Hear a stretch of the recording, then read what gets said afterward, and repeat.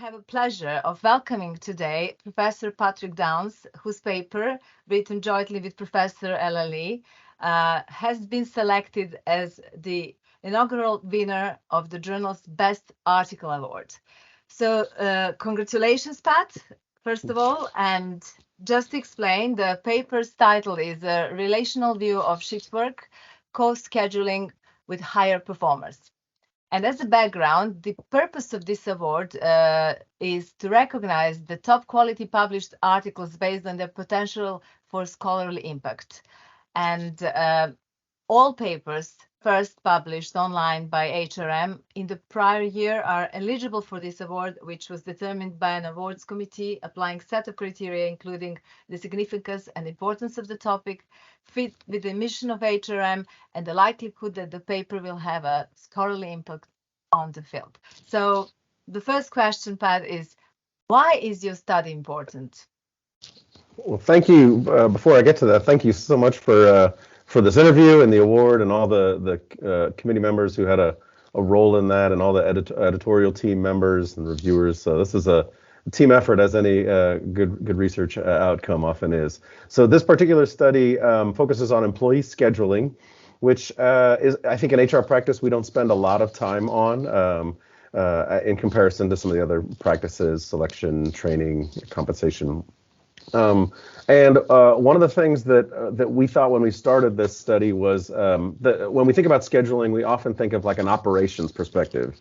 And what I mean by that is, in that perspective, employee schedules are meant to match customer demand or anticipated customer demand. So Friday night, we expect a lot of people to come to the restaurant, and so we need to have a larger headcount in staff. In fact, one of the practitioners we spoke with called this a headcount problem. And what we wanted to do was sort of augment that as part of this special issue on a relational view of HR, and think about what a relational view of scheduling might look like. And so to us, not only do employee schedules serve the purpose of meeting consumer demand, but they also create the environments, the social environments within which employees work. So when I set a schedule as an employer, I'm not only dictating when and where that employee will work, but I'm also dictating with whom they're going to work and what their social experience is likely to be like as a result of that schedule. So that's sort of the major paradigm sort of context we were trying to introduce. That is very interesting, and thanks for this summary. So what did you find? What was the key thing that you found? Yeah, so within that, we took there's lots of ways to think about the social worlds you create for employees rather. And so we focused particularly on working alongside higher performers. So there's this literature that talks a lot about what happens when you have star performers or higher performers alongside other employees. Does it help their performance because they're more motivated, or because they learn from those higher performers, or does it hurt their performance for a variety of reasons? Maybe the higher performer consumes resources from the lower performer, and so the lower performer has a harder time sort of improving.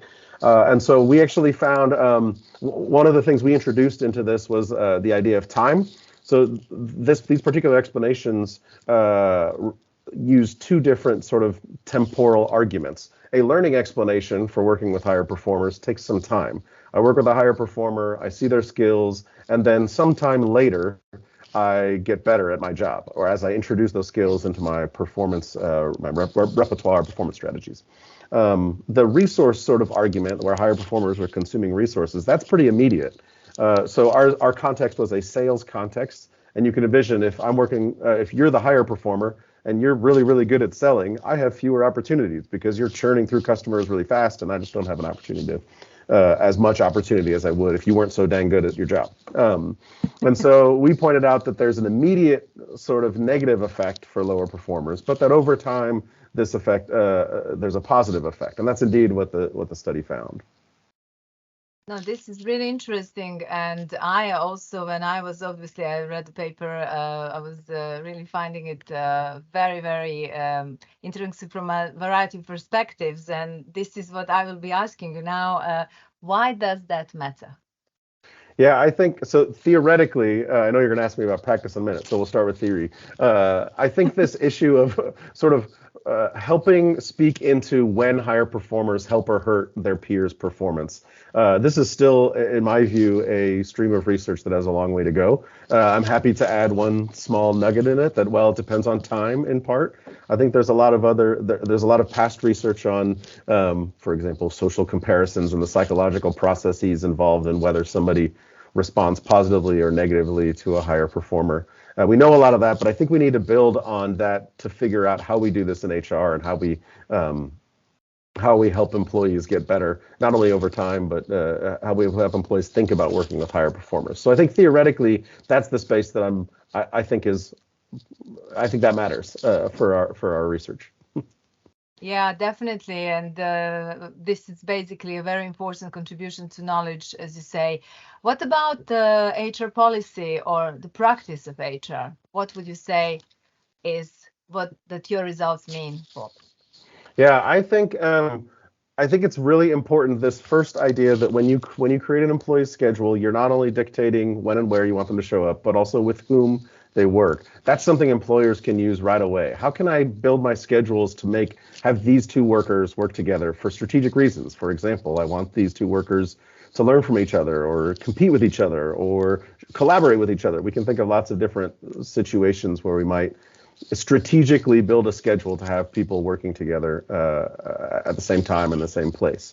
I think this is particularly more practical given the advent of HR analytics. So you can actually do this at scale now.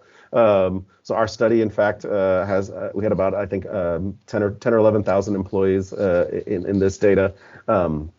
And so that's something that would require an analytics team to sort of build out a model of, ideally, we would have these workers or these kinds of workers working with each other. And I might just say from a practical standpoint, we found that working with a higher performer, someone better than yourself, for a full week, a full 40-hour week, equated to about a 2% bump in performance the following month. And so if you work, a full month with a higher performer is about a 7 or 8% bump in performance, which practically, that's huge for a rather small investment in an HR practice. That could be significant returns. Wow, that really sounds enormous. I mean, I think definitely that this is going to be welcomed by practitioners, and as also we know, policy implications will be there. So what can I say? I mean, as you already explained, it's really a very significant study. The findings are significant for both theory and practice and policy. It isn't surprising, therefore, that you have received this award together with Professor Ella Lee. And I would like to thank you again for participating in this initiative and coming to I would call it HRM TV channel.